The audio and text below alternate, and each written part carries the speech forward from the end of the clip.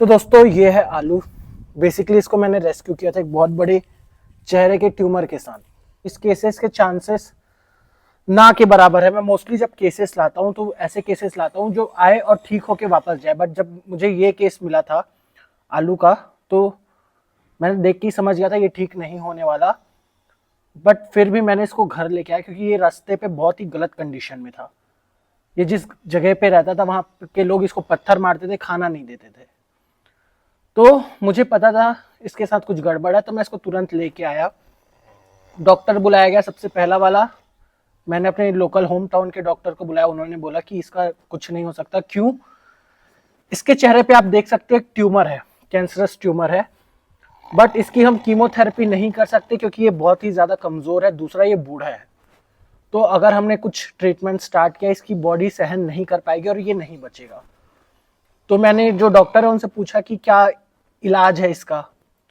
तो उन्होंने बोला कि इसको पीटीएस देना पड़ेगा, पुट टू स्लीप, यानी कि मर्सी किलिंग बोलता है कि जहर देके मार दो वाला बेसिकली। तो मैंने बोला मेरे से नहीं होने वाला ये सब, क्योंकि मैंने आज तक गुड़गांव संभाला, भिलाई संभाला, इतने इतने बड़े बड़े शेल्टर संभाले, आज तक मैंने एक जानवर को पीटीएस नहीं दिया है।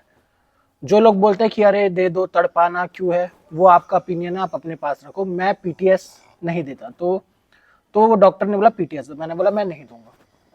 फिर मैंने अपने गुड़गांव के 2-3 डॉक्टर्स को वापस से मैसेज किया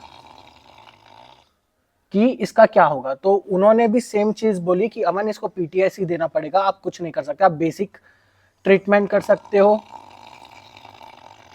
ड्रेसिंग दे सकते हो, ट्राई कर सकते हो, अगर ठीक हुआ तो सही, नहीं तो पीटीएस ही लास्ट ऑप्शन है। मैंने उनको भी सेम चीज बोली, मैं पीटीएस नहीं दे रहा। तो ये मैंने जिंदगी में किसी, क्यों, मेरे हाथ, अगर भगवान ने किसी को जान दिया मेरे हाथ में नहीं है कि उसको मारने का। ये जब मरेगा अपनी मर्जी मरेगा।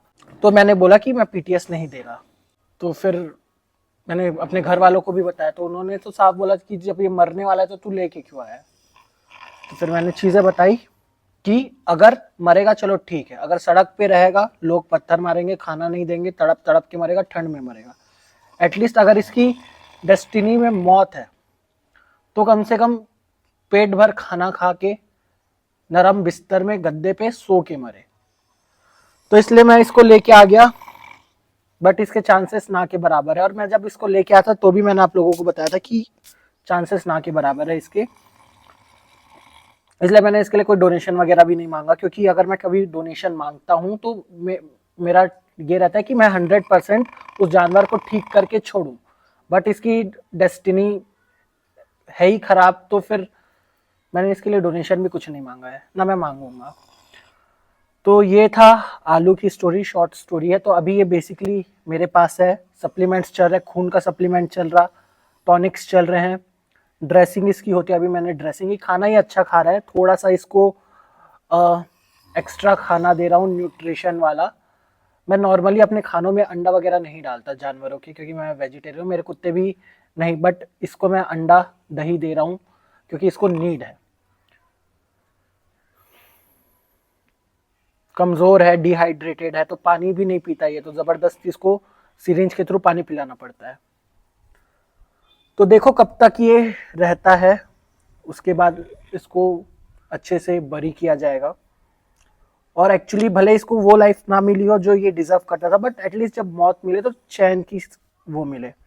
पीटीएस में नहीं दे रहा, कोई मुझे ज्ञान नहीं देगा कि अरे पीटीएस दे दे, देना चाहिए। मैं नहीं दे रहा किसी को पीटीएस। उसकी जितनी जिंदगी है वो जिएगा, मौत होगी वो अपनी मौत मरेगा। कमजोर है बहुत ज्यादा।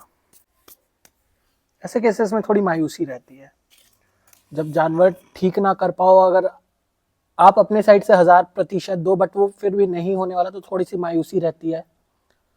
बट समय के साथ मैंने सीख गया हूँ, इससे बहुत खराब केसेस देखे हैं। मुझे ना स्टार्टिंग में लोग बोलते थे कि तू दुखी नहीं होता क्या जब तेरे एनिमल्स की डेथ होती है तो करके। मैं आपको एक चीज़ बताऊँ, जब मैंने इस फील्ड में स्टार्ट किया था आज से 5 से 6 साल पहले, मैं लिटरली रोता था कि अगर कोई कुत्ता मर गया, कोई गाय मर गया तो।